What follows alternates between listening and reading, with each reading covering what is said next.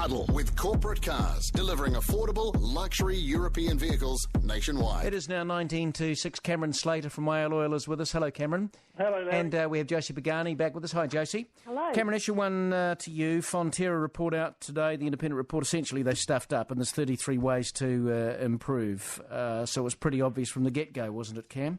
Only 33. I think 34 is never underestimate the propensity of the media to heap misery on top of the New Zealand company.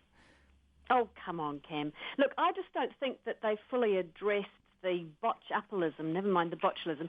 The two questions I've still got after this report, Larry, is one, why did they fail to recognise the reputational risk? I mean, this was an impending Armageddon crisis, really, in terms of our brand. How is it that this company has such a sense of entitlement and that they hide things? That's their knee-jerk reaction, is to hide things when they go wrong. Why is that? I still don't know why Come it's on, Fortress Josie. Fonterra. How many people were injured? How many people were sick? How many people died? And this is the same organism that many women inject into their face. So we've got Danone, the French baby milk company, suing Fonterra for damages. We've got strained relations with China. We import about, $30 billion a year of our dairy product. And the Chinese premier who stood up and had a crack at New Zealand for food safety got roundly mocked on Weibo and every other Chinese social media. I would have thought you'd be pro-business on this one, Cam. Look, the number of businesses, including tourism, that were tainted by this. Look, the second question I've got, Larry... All right, hold on. Cameron, I don't think you can dispute that there has been serious reputational damage, not only to Fonterra but to this country, and it was a PR shocker in crisis management, and they just got it wrong, Cam. Well, there were aspects of that, sure, I agree with that, Larry. But having China point the finger at New Zealand and saying that we've got poor food safety, where they've got people dying from smog, where they've got dog meat turning up in the food chain. That's true. That is very true. Hypocritical little Cam, hold on, Josie. That is very true. But we've always got to remember they are the buyers, they are the purchasers. We have to sell to them, so we... It's a negotiation ploy to give us a hiding on the way through, and that's all it is. It's all about trust in the market, though, isn't it? I mean, once you lose that trust, it's really hard to get it back. And there are heaps of companies, like we've mentioned them before on this show, Tylenol, who produce aspirin in America. 3 people died. They just went right on the front foot and they turned it around. But no one died here, and all it was from the Chinese perspective was a negotiation ploy in the spirit of cooperation, as they like to say. Yeah, well, I'm not sure about that. There are a whole bunch of companies, I think about 25 smaller companies that export to China, and they're still trying to do so because of all of this. But we'll come back in just a moment. It is now 16 to 6.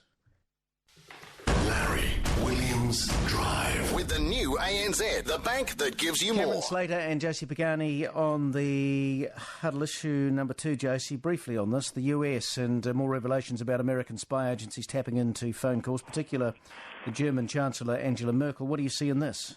Yeah, I think it's kind of entertaining, though, because Angela Merkel, apparently it's not her official government phone, it's her private phone. Now, this is the phone she uses to phone her husband to decide what they're going to eat tonight and things like that. So I don't know what they thought they were going to find. It's like they've seen too many of those movies where the leader of the free world is actually a terrorist plant and it turns out that they're going to destroy the free world. But, yeah, I mean, it all seems a bit stupid to me. There are 35 other countries, and I'm wondering, who are the other countries? 35. Well, it's not ours, according to the Prime Minister. Anyway, we're in that Five Eyes thing, aren't we? Cameron, what do you see in this? Well, let's hope they're not spying on Len Brown's cell phones. It could be quite revealing. I don't think he'd qualify, Cam. But honestly, I mean, we've got to remember who our mates are here. I mean, people are upset the NSA spying. What do you think the Chinese are doing? What do you think the Russians are doing? Everybody's spying on everybody. We really need to seriously harden up and remember that they're listening in on these. It's not, being targeted. They're listening in generally, and it's in order to protect us. And I don't have a problem with it. One of the German papers had a headline saying, Merkel upset that US is treating her like the average German citizen. Well, Yeah. But since when have the Germans been anybody's friend anyway? Well, they're the Americans' friends. I think that's the point, is that they want a deal like we have with the Americans, whereby you don't spy on your mate. Well, perhaps if they stopped invading countries like they do periodically, they might actually enjoy some confidence from the Americans. I don't think they've invaded anyone recently, Cam. All right, finally, the Len Brown wash-up. Cameron, Penny Hulse, the Deputy Mayor, is urging Auckland to forgive and move on. What do you see in this? Well, I saw her this morning on First Line. I thought it was a shameful display, and that also from Len Brown, where they're simply trying to wash it all away as a simple mistake. Look, this wasn't a drunken fumble in the broom closet at the office one Christmas party when they'd had a few too many to drink. This was 2 years. It was appointments. It was references.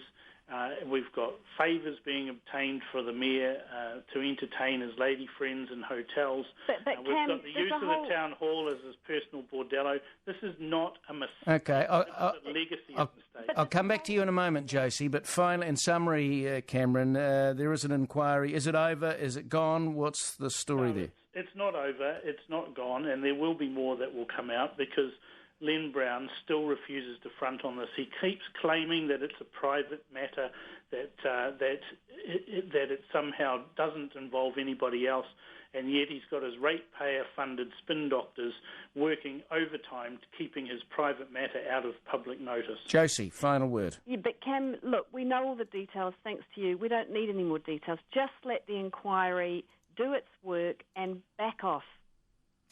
On that note, we will leave it. Josie Pagani and Cameron Slater on the Huddle. NewstalkZB, it is now 10 to 6.